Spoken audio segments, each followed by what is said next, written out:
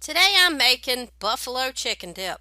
This is so good and it's super easy to make. What you need is 2 cups of shredded chicken. I cooked a chicken breast in one of those instant pot things and shredded it, but you can cook your chicken any way you want or just use a rotisserie chicken or canned chicken or whatever you like. Then add a half a cup of hot sauce. I'm using hot sauce that I canned, but you can use whatever kind you like. Then add a half a cup of ranch dressing. I'm using light ranch because a calorie saved is a whole lot better than a calorie burned. Add an 8-ounce package of cream cheese. I cut it into cubes so that it will melt easier. Then cook this mixture over medium heat until it's all melted and well blended.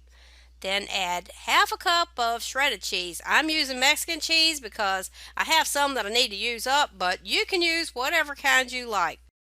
You could also dump all of this into a crock pot and cook it on low to serve at a party.